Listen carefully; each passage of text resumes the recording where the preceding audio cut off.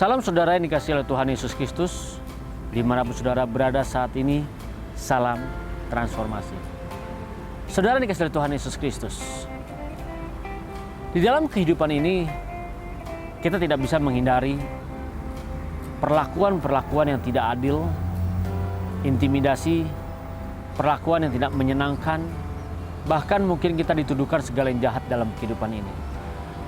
Ketika saudara mengalami hal seperti ini, memang rasanya berat, sakit hati yang luar biasa, di mana kita tidak melakukan kesalahan, kita dituduhkan yang salah. Ketika kita tidak melakukan kejahatan, kita dituduhkan yang jahat. Tapi apa yang harus kita lakukan, saudara? Apa yang harus kita perbuat? Hanya ada satu kata dari saya: bertahan dan berdoa. Memang mudah sih berkata bertahan dan berdoa, apalagi orang yang mengatakannya tidak pernah mengalami penganiayaan, tidak pernah mengalami diintimidasi, tidak pernah mengalami dirampas hak-hak dalam hidupnya, dirampas kebebasan dalam hidupnya. Mudah mengatakan bertahan, hanya sebatas mulut, tetapi dalam mempraktekannya itu sangat sulit. Tapi apakah kita tidak mungkin bisa bertahan dan berdoa? Saudara, ketika kita mau punya komitmen untuk bertahan, menjaga hidup kita, menjaga kesucian kita, menjaga bagaimana supaya kita tetap layak di hadapan Tuhan, kita pasti mampu dan kita pasti bisa. Mungkin kita merasa tidak mampu dan tidak bisa. Saudara, ketika kita merasa bahwa kita di dalam kesesakan, memang tidak ada jalan lain. Kalau kita membalas orang yang berusaha menindas kita, memperlakukan kita dengan tidak adil, berarti kita melakukan kejahatan sama seperti orang yang melakukan penganiayaan terhadap diri kita. Tetapi ketika kita berada dalam kesesakan tersebut, kita berjuang, kita bertahan, tidak terpancing, lalu kita berdoa kepada Bapa di surga. Di sini kita minta tuntunan Tuhan, bagaimana kita bisa mengatasi permasalahan-permasalahan seperti ini. Saudara dikasihi oleh Tuhan Yesus Kristus, memang ini tidak mudah, tapi kita harus berjuang dari hari demi hari. Kita harus mempraktekannya, kita harus mempelajarinya, bahkan kita harus benar-benar bisa bertekun di dalamnya. Mungkin sekali kita jatuh, tapi kita harus bangkit lagi. 2 kali mungkin kita terseret, tapi kita harus bangkit lagi. Sering kita bangkit dan kita menyadari kesalahan kita, pelanggaran kita, sering kita berusaha untuk mengkoreksi. Justru disitulah semakin hari kita akan semakin intensif, semakin menjadi lebih baik dan lebih baik. Kita harus berhati-hati dalam sikap hidup ini, supaya kita tidak melakukan kesalahan. Saudara dikasihi oleh Tuhan Yesus Kristus, ketika kita berada dalam situasi seperti ini, seringkali suasana menyeret kita dalam hal-hal yang tidak benar. Saudara dikasihi oleh Tuhan Yesus Kristus, ketika saudara berada dalam situasi seperti ini, saudara, mungkin kita berada dalam sebuah kendaraan, kita berada dalam sebuah rumah, pasangan kita atau saudara kita atau orang tua kita, dia marah-marah terus, dia ngoceh terus. Kalau kita tidak belajar untuk bertahan dalam situasi seperti ini, dapat dipastikan saudara dan saya, kita akan terseret ikut dengan situasi di sana. Kita akan terseret ikut dalam kondisi yang panas tersebut. Tetapi kita harus belajar bagaimana mempertahankan hidup kita supaya kita benar di hadapan Bapa. Saudara yang dikasihi Tuhan Yesus Kristus, banyak dari kita merasa bahwa kita ada di pihak Tuhan. Kita yang dijolimin berada di pihak Tuhan. Bahkan banyak orang yang mengatakan bahwa Tuhan mendengar doa orang yang dijolimi. Saudara, salah ketika kita hanya berpikir bahwa kita ada di pihak Tuhan, lalu orang yang menjolimi kita tidak ada di pihak Tuhan. Berapa banyak sekarang orang percaya yang menjolimi orang lain? Apakah Tuhan tidak ada di pihak mereka? Saudara, mari kita renungkan.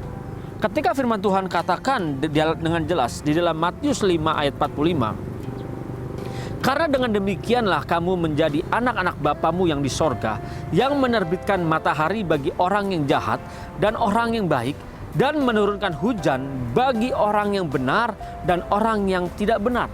Saudara, ketika dikatakan menerbitkan matahari bagi orang yang jahat dan orang yang baik, berarti orang yang jahat menikmati berkat Tuhan, matahari tersebut. Orang yang tidak baik pun menikmati berkat Tuhan. Ketika kita yang baik menikmati hujan dari Tuhan, orang yang jahat pun menikmati yang sama. Berarti di sini tidak bisa kita katakan bahwa Tuhan hanya ada di pihak kita yang dijolimi.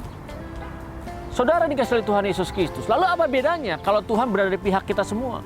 Saudara, yang membedakan adalah ketika kita belajar untuk menyukakan dan menyenangkan hati Tuhan.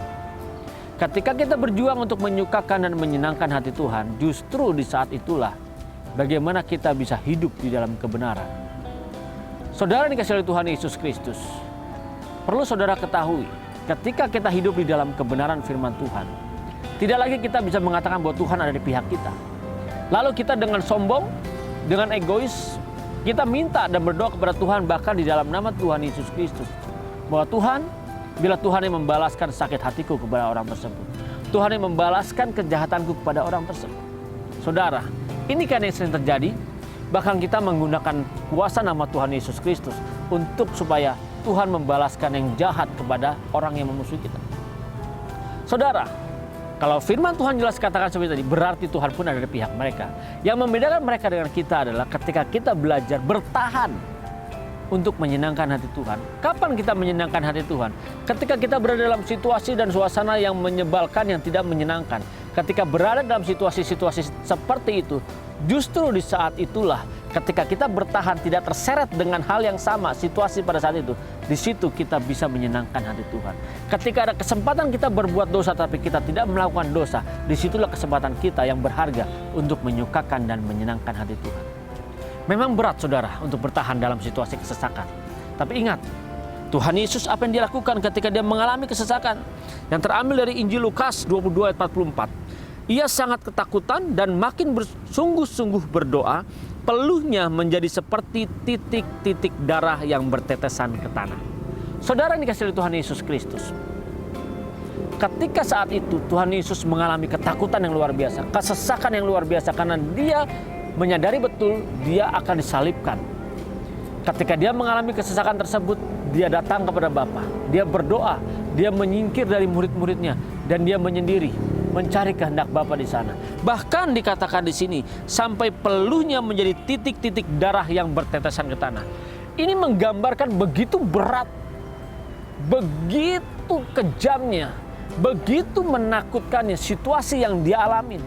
Hatinya begitu pedih, begitu ketakutan sampai peluhnya saja bertetesan seperti darah, saudara. Saudara, kalau peluhnya saja sampai darah yang keluar, itu benar-benar bisa sampai pecah pembuluh darah tersebut. Dan itu ketakutan yang luar biasa, tekanan yang begitu tinggi. Saudara, tapi Tuhan Yesus bisa menghadapinya. Dia berdoa kepada Bapa. Dia mencontohkan kepada saudara dan saya ketika dia mengalami situasi seperti ini. Dia mencari kehendak Bapa. Dia belajar untuk bertahan dan berdoa, menyukakan dan menyenangkan hati Bapa. Saudara, adakah saudara saat ini ketika mengalami penganiayaan, lalu sampai mengeluarkan peluhnya dengan tetesan darah? Tidak ada kan? Berarti kesesakan yang saudara dan saya hadapin belum seberat seperti yang apa Yesus hadapi pada saat itu. Kalau Yesus saja yang berat begitu, dia bisa menghadapi dengan bertahan dan berdoa. Berarti saudara dan saya, kita pasti mampu dan kita pasti bisa. Saudara, kita butuh komitmen, ketekunan, keuletan, dan belajar untuk mencari kehendak Bapa. Belajar menyukakan dan menyenangkan hati Bapa. Justru di suasana ketika kita menghadapi kesesakan, himpitan, penganiayaan, dan ketakutan yang luar biasa. Disitulah kesempatan yang berharga. Di dalam hidup kita yang singkat ini, kita harus berjuang menyenangkan dan menyukakan hati Bapa. Tidak ada cara lain saudara, kecuali kita menyingkir dari keramaian, kita mencari kehendak Bapa, kita berusaha menyenangkan dan menyukakan hati Bapa. Mulai hari ini, mari bertahanlah dan berdoalah dalam segala situasi yang kita hadapi di dunia ini. Tuhan Yesus Kristus memberkati saudara. Salam transformasi.